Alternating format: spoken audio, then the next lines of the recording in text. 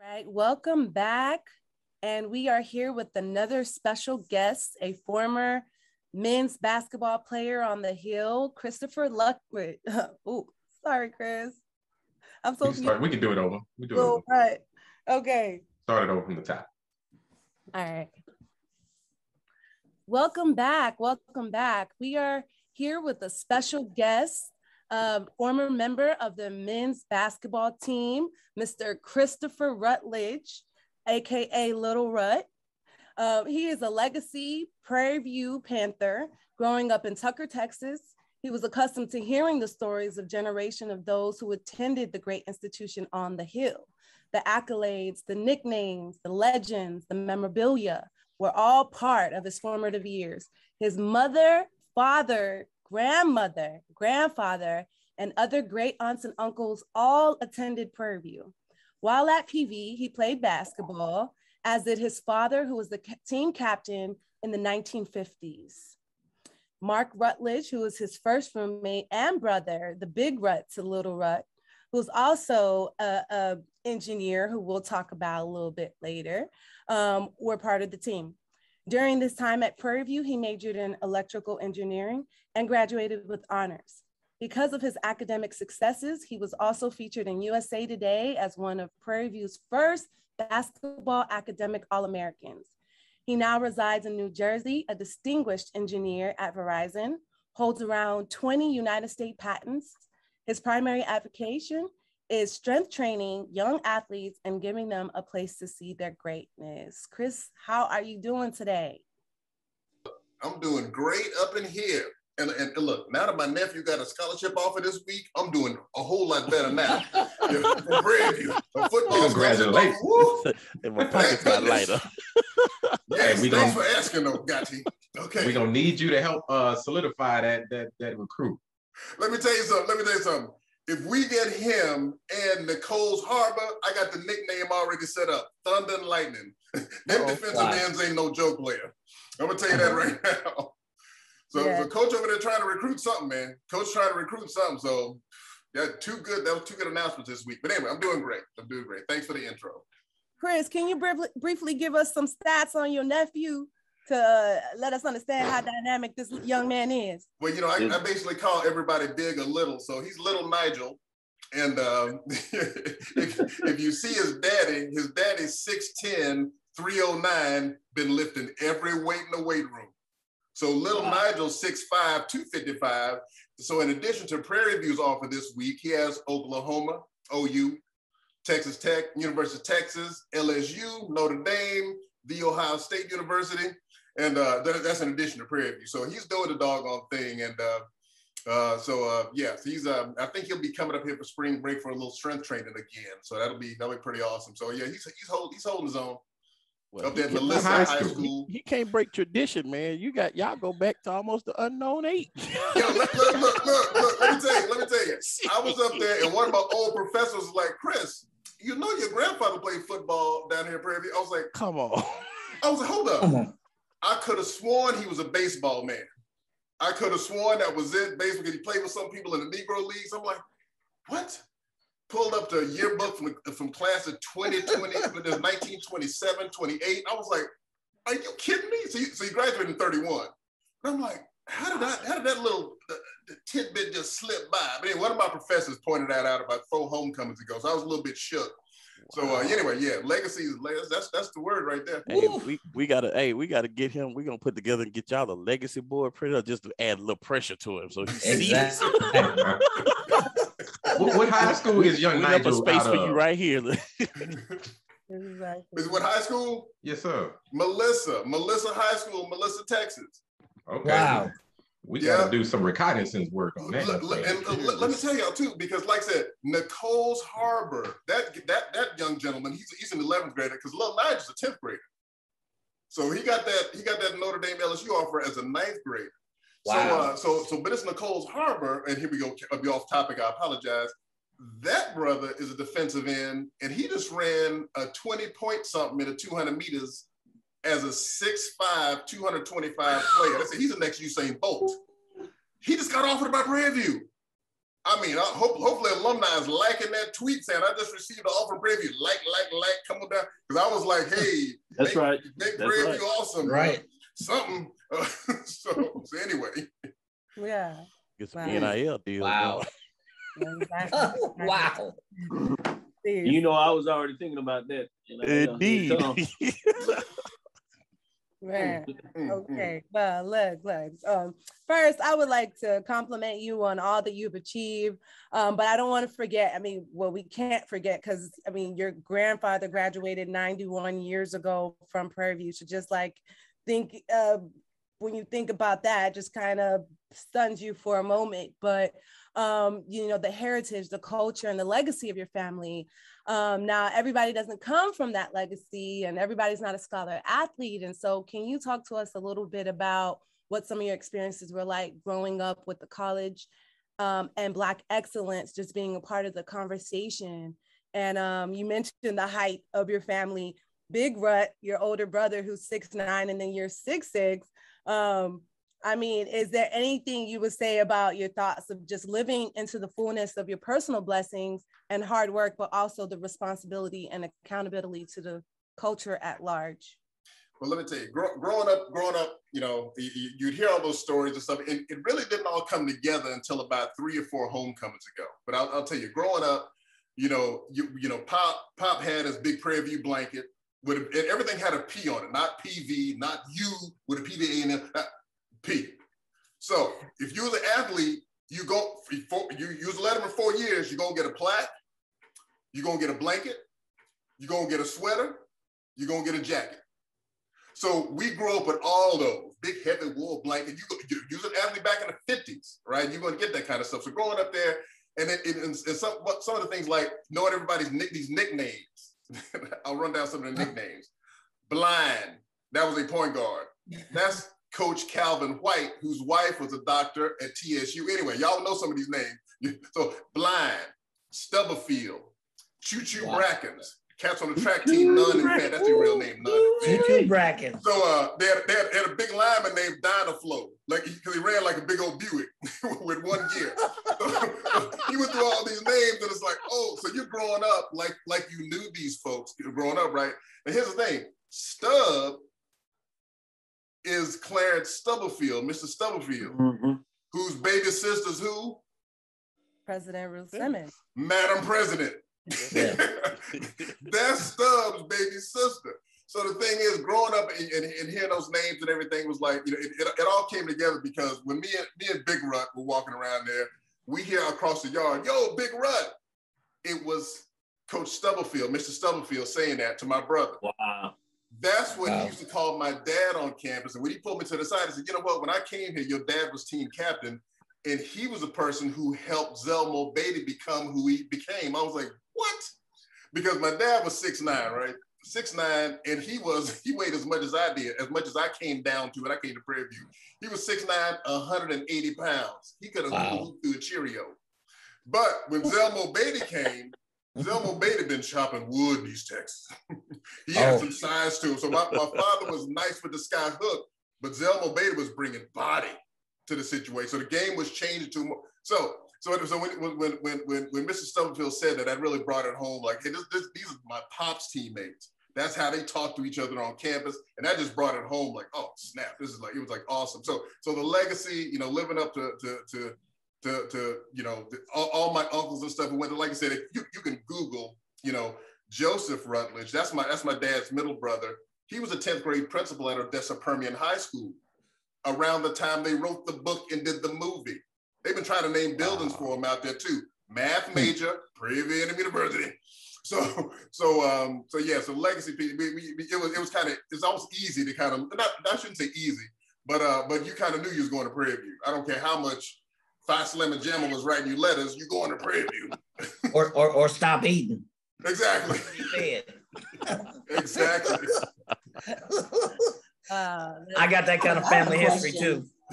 Yeah, I have a question for you, just simply because the mere fact that you have these patents, and we can't talk about all of the patents, but I would like to know which one are you most proud of? Like, which one is it, and the one that you're most proud of? Well, let me tell you, I'm gonna go over two real fast. The one I really like and I thought was slick and I was proud of myself. I was like, you know what, I kind of got this idea off. When I first left Prairie View and started working at AT&T Bell Laboratories, that's where I wanted to work. They invented the transistor, the laser, the communication. Oh, boom, that was it. I wanted to be in those numbers where the biggest and baddest, brains were. So I worked in a group where the required reading was read The Hunt for the Red October. Because in that movie, you know what they were doing. So secretly sending information. I had this idea where you're going to send a laser, you're going to send via fiber optic or free space optics communications. You're going to send some information. Along with that information that's encrypted, you're going to send the key. So if you're bad enough to figure out what my key is and how I'm sending it, and if you can figure out how to decrypt that information, you're a bad boy. so it was a sneaky way to encrypt data so the bad guys can't listen in on your stuff. I was really proud of that one. Now, nice. as far as practical, one of the more recent ones I got with Verizon, when the pandemic hit, kids was working from home like a champ. So they were schooling from home and the whole 9 yards. Like, hey, look, we need to send these kids, and a lot of them don't have the income for a high-speed internet connection. So we're gonna send them home with a little bitty jetpack. I don't know if y'all know what a jetpack, but a little bitty hockey puck, a little MiFi, you send that home, you cut it on, that's your internet connection. So I got a patent to manage those. So when you send them home with the kids, they can't do anything crazy with it, things like that. Pandemic hit, over about 600,000 kids immediately got those patents from Verizon. Oh, I'm the brother who patented that piece. And then when I see, hey, some of the school districts around the country from Alabama to New England to California, and then they said, well, one school needs some help, Chris, with this thing here. It's a Sci-Fair. I was like, what? Sci-Fair? I was like, oh, that's right down the street. So that kind of helped bring it home too, because Sci-Fair got a lot of our jetpacks. So we happy with Sci-Fair. But that was one of the, so my favorite one was that secret squirrel that's in the data. But the practical use one where, hey, these kids are actually using this idea that we just got patented. I kind of dig that one too. Outstanding. Yes, yes. Yeah, I think the thing that hits home to me is that you were an academic All-American in a time where no one was paying attention to graduation rates and APR. They just wanted you to practice. I can imagine what your practice schedule looked like. And every time I come into contact with a student athlete, a high school student athlete, I always try to push on them, hey, man, you're only going to play with this ball for so long. So can you tell us, how were you at that day and age, how were you able to really focus on academics in your future post-playing career? Man, let me tell you, my doggone, being an electrical engineer, I like the challenge. I'm not looking for a problem all the time, but being in that major as an electrical engineer, it was challenging. I knew what was ahead of me, and I had an inkling of what I wanted to do after school, and I was like, you know what, it wasn't too terribly hard. As a matter of fact, I think being an athlete helped my attention. Sometimes me and focusing need some help. Being an athlete helped put structure in my schedule. Now engineering is on and popping. I think if I was not balling, this is Chris, don't say that, might not apply to everybody. But if I did not have that regimen, like B just said, coach will practice you till he got tired. Like, God dog, coach, how long we gonna figure 8? I think the record was 3 hours.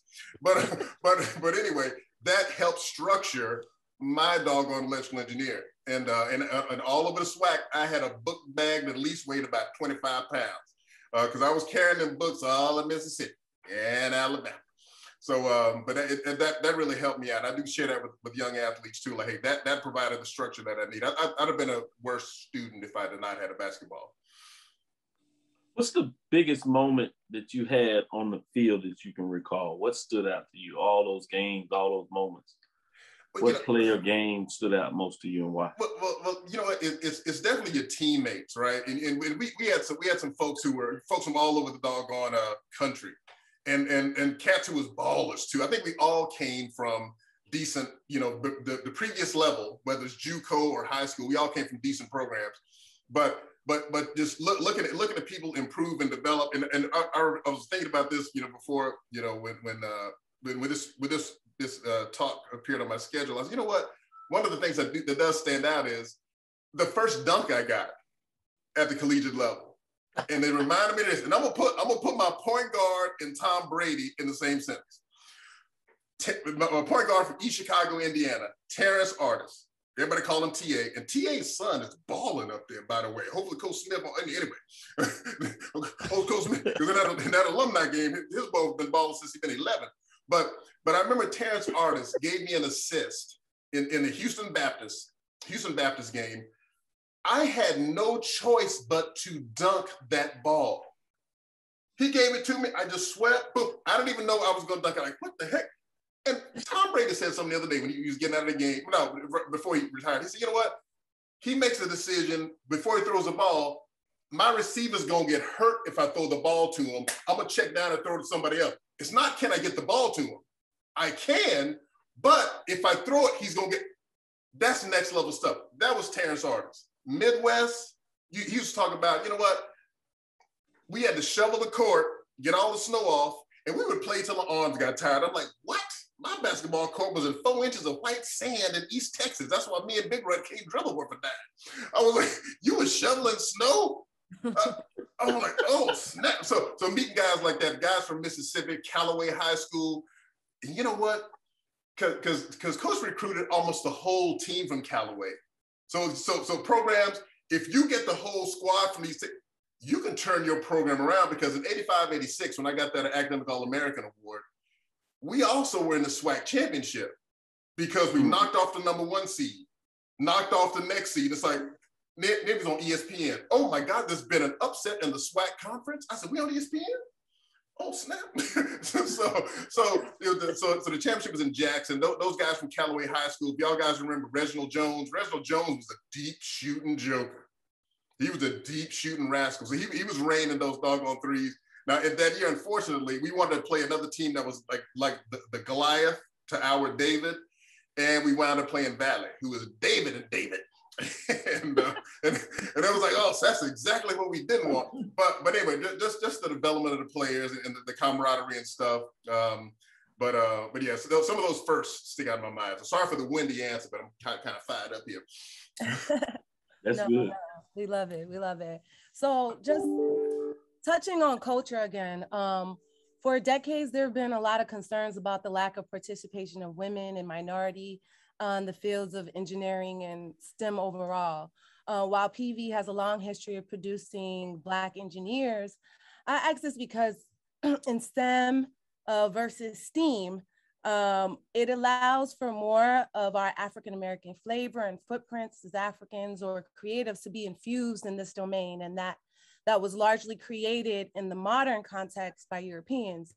It seems like there can be quite a lot of our folks and women who are excited about math and sciences, but then they go to schools like Texas Tech or Georgia Tech or whatever, and they find the culture and the way that math is done, or the way that the field being largely based on a Western or the way the white folks do it, that when they find out that they thought they wanted to be engineers or scientists, then they're like, not really for me, maybe not for me.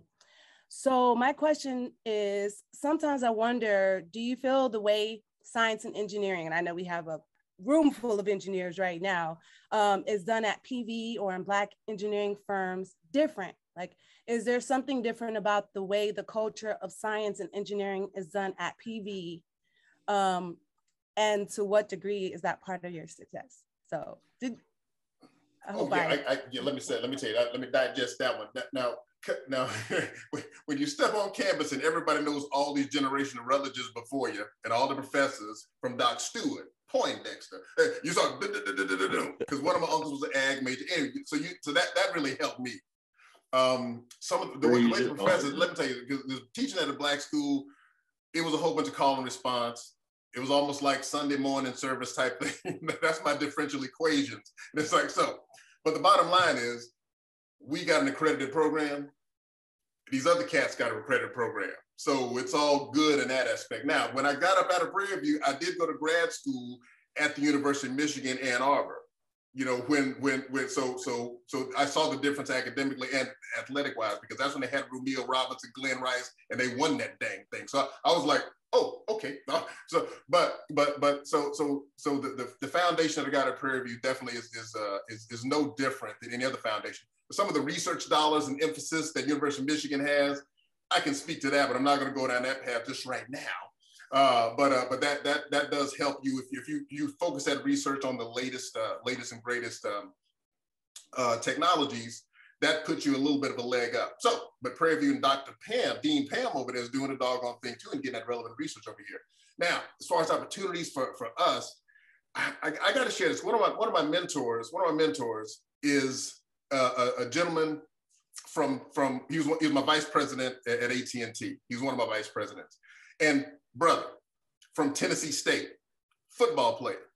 Now let's just rewind. Y'all saw the Super Bowl. All those commercials about 5G, and then here go Miley Cyrus, and that's a competition. T-Mobile and Dolly Parton. 5G, the phones here. Our coverage is like this on 5G. That's 5th generation wireless. The father of 2nd generation wireless is Jesse Russell, football player from Tennessee State. Look him up on TikTok. That brother, and on that TikTok video, he was talking to some 6th grade students, and he was like, you know what? They was like, you an inventor? He's like, yeah, because my little punk, little 20 patents, he got about 100 and something. And he was the first HBCU grad that Bell Laboratories hired. Wow. That's kind of like, can you hang at Bell Lab? So when I speak to the student, every time at homecoming, y'all gonna see my homecoming week wearing my suit. I'm in New Jersey right now. I'm wearing my suit, sweating like that. It'd be like 70. 70 degrees is a heat wave for me. Now my blood ain't got that.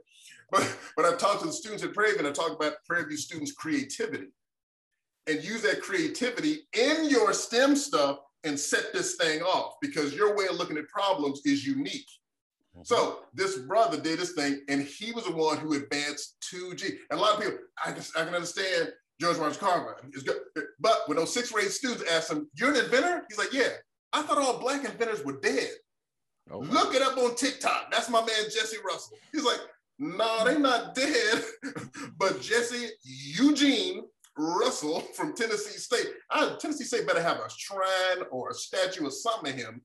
But that's an example. And it was in his organization where really I got 2/3 of my patents. Because he was like, guys, you guys got to innovate. There's nothing holding you back. Let's get this thing going. And that really was a big catalyst for me, just lighten it up in terms of the patents and everything. So it's definitely, me and some of my mentors, from the Michigan area, they're like, look, we had a discussion, 2017, how many Black PhDs were there in STEM? Not just engineering, I'm not the E in STEM, 0. I was like, snap, that's kind of low. One of my sons about to get his in 2 months. so if I showed you a picture, because a long time ago I founded a track team in New Jersey here. So I have a picture on my desktop here, and the first row is three young men. One's a master's in computer science, one's about to get his PhD in engineering, one's a hella nice Pittsburgh Steeler. Mika Fitzpatrick. He was on my track team back in the day. So anyway, that's the one. That's why I love sports and the academics. I'm a firm believer in you raising somebody, you got to get them sports. A lot of people you got a different kind of view of that, but you got to get them sports. Put that challenge on somebody. Put that load on somebody. That's how you get that good development out of there. So. Gaati, hopefully somewhere I answered your question, Gaati. I apologize. I'm just talking all over. Oh, you did. You went there. That was good. That was really good. You brought it home.